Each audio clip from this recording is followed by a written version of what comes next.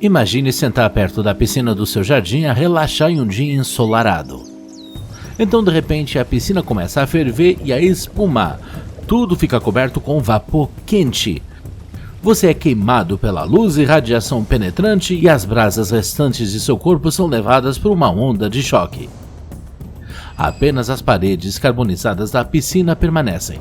Nada de especial aconteceu, apenas um pequeno objeto atingiu nas proximidades a velocidade da luz. No último vídeo sobre a queda de uma agulha, cometi um erro em alguns cálculos. Mas graças a seus comentários, agora vamos considerar uma situação mais real. Nenhum objeto pode atingir a velocidade da luz, por isso vou usar 99,9999% da velocidade da luz para a experiência. E no final do vídeo, vou considerar sob quais circunstâncias tal situação poderia ocorrer. Imagine dessa vez que a agulha cai no oceano. Se ela caísse no meio de uma área de água deserta, nada de especial aconteceria. Mas a coisa mais interessante aconteceria se a agulha caísse a cerca de 6 milhas da costa. Você é um surfista que pega uma prancha e rema para fora, mas há um clarão brilhante e então uma onda do tamanho de uma casa de 6 andares sobe. Você se pergunta de onde veio o tsunami em um dia claro de verão. Você está coberto por uma onda. Suas chances de sobrevivência são nulas. Mas como os oceanos do mundo cobrem 70% da superfície da Terra, é muito mais provável que tal agulha caia longe do habitat das pessoas. Movendo-se próximo à velocidade da luz, ela teria energia de 100 toneladas de TNT equivalente a 6 bombas lançadas sobre Hiroshima. De um impacto tão poderoso, o oceano poderia simplesmente evaporar. Claro, não todo, mas apenas cerca de 2 milhões de toneladas, como se fervesse o Lago Rosa Hillier na Austrália ou a Lagoa Azul na Islândia. Se o vapor atingisse uma altura de 6 milhas na troposfera, então as chuvas tropicais cairiam. Correntes tempestuosas de água inundariam todas as ruas e pessoas e carros estariam nadando. Sem mencionar o fato de que as árvores caídas cortariam as linhas de energia e você teria que ficar sentado por algumas semanas sem internet. Se uma centena dessas agulhas atingisse o oceano e o vapor chegasse à estratosfera, então a mudança climática não seria tão óbvia, mas seria muito mais extensa. Uma superabundância de vapor de água levaria a um efeito estufa descontrolado e a Terra sobreaqueceria gradualmente até os oceanos ferverem, tornando-se uma mini versão de Vênus, na qual, como você se lembra, não há vida. Se 2 milhões de toneladas de vapor atingissem a camada mais alta, a mesosfera, onde a temperatura é de menos 176 a menos 194 graus, então os mesmos 2 milhões de toneladas de água cairiam sobre a Terra, mas sob a forma de granizo. As consequências seriam imprevisíveis, pois passariam de várias horas a vários dias e então uma inundação de gelo inevitavelmente iria ocorrer.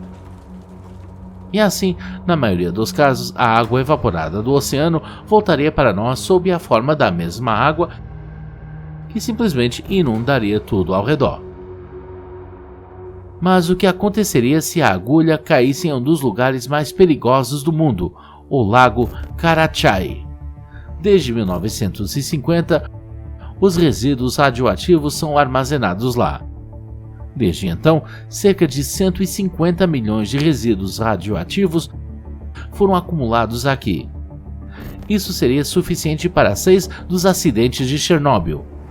Em 2015, ele foi completamente selado com concreto. No entanto, ainda é mortal visitar com amigos para um piquenique, porque se você ficar em terra por 15 minutos, você poderia receber uma dose fatal de radiação radioativa igual a 600 raios-x. Agora, imagine que uma agulha bateu ali quase à velocidade da luz. Levaria nanosegundos para espalhar a camada de concreto que preservou os resíduos, e a poeira radioativa seria espalhada em um raio de 125 milhas. E o que você acha da ideia de uma nuvem de vapor na forma de um cogumelo nuclear e do cheiro de ovos podres por centenas de quilômetros? Se a agulha pousasse perto dos geysers do Parque Nacional de Yellowstone, perto da velocidade da luz, então todas as 3.000 nascentes subterrâneas, incluindo o maior geyser do mundo, Steamboat, evaporariam instantaneamente. É claro que isso não seria um cogumelo nuclear, mas também não seria agradável. A concentração de 8% de dióxido de carbono levaria à morte dentro de 30 a 60 minutos, sem mencionar um mal cheiroso e venenoso sulfeto de hidrogênio. É claro, você sabe perfeitamente que as agulhas não voam no espaço, mas mesmo que houvesse um minúsculo objeto espacial que se movesse a uma velocidade próxima da luz, ele nunca chegaria ao planeta Terra. Micro e nanopartículas no espaço queimam instantaneamente na atmosfera superior. À primeira vista, pode parecer que toda essa experiência foi pura ficção científica, mas eu me apresso para desapontá-lo. Tal objeto ainda poderia teoricamente cair sobre nós, mas não do espaço sideral. Genebra, Suíça, 2008. O teste do Grande Colisor de Hadrões foi finalmente concluído. Nele, os prótons giram simultaneamente no sentido horário e anti-horário e colidem uns com os outros quase à velocidade da luz. Tudo o que resta é acrescentar mais uma unidade ao nosso valor. Para atingir a velocidade da luz, os prótons teriam que acelerar apenas 9,8 pés por segundo. O colisor de hadrões consome 180 megawatts de eletricidade por hora, como uma cidade com 500 mil de habitantes.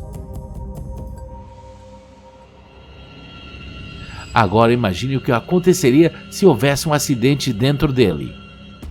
Há muitos mitos associados com o Grande Colisor de Hadrões. Por exemplo, que quando partículas de alta energia colidem, forma-se um buraco negro que poderia engolir todo o nosso planeta e o fim do mundo viria. O planeta inteiro? Não, mas partículas elementares? Sim. Imagine que no colisor houvesse uma falha no sistema de controle e um funil magnético superpoderoso como um tornado transparente se apressasse para o espaço. Na base, o diâmetro do vórtice seria de 16 milhas e o topo cobriria o céu inteiro por várias centenas de milhas. O fluxo de micropartículas do espaço se apertaria e seria acelerado pelo campo eletromagnético e correria diretamente para o centro do colisor. As partículas queimariam bem na atmosfera e poderíamos ter certeza de que veríamos a bela cauda voadora do cometa, até a explosão nuclear que explodiria metade da Suíça. Assim, no lugar mais bonito da Europa, entre os lagos e passos da montanha, nenhuma pedra seria deixada sem ser virada. Os residentes suíços teriam uma última esperança: uma tela protetora contra micropartículas. Mas há um problema. Uma mudança no campo magnético da Terra perto do Lago de Genebra criaria um enorme buraco de ozônio através do qual o ar frio da mesosfera correria para a superfície da Terra. Então, em alguns dias, a era do gelo voltaria e em algumas semanas o globo inteiro poderia congelar. A uma temperatura corporal constante de 46 graus Fahrenheit, a hemoglobina deixaria de fornecer oxigênio aos órgãos e tecidos. Os tecidos ficariam sem um suprimento adequado de oxigênio e nutrientes, resultando na morte maciça das células. As chances de sobrevivência para a humanidade seriam mínimas.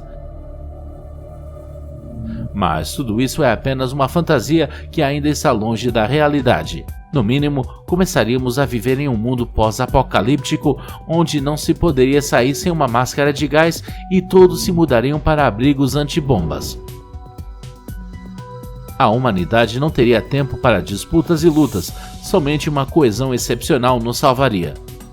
Imagine uma terra queimada, uma pequena fogueira e você estaria sentado com os amigos junto ao fogo com máscaras de gás e cantando para o violão. Ah, romance! Por falar em abrigos antibombas, você sabia que a Suíça lidera o mundo no número de abrigos antibombas nucleares? Em qualquer caso, há um bunker em cada edifício residencial, ou melhor, há 300 mil deles, que podem acomodar 8 milhões e meio de pessoas. Isso é 114% da população que é abastecida com abrigos antibombas. E isso é na Suíça, que nunca participou de corridas armamentistas e guerras mundiais. Uma coincidência? Acho que não. O que você pensa sobre o perigo do colisor de hadrões? Escreva seus pensamentos nos comentários. E não se esqueça de assistir a minha análise que pode ajudá-lo a descobrir como o grande colisor de hadrões funciona em 10 minutos.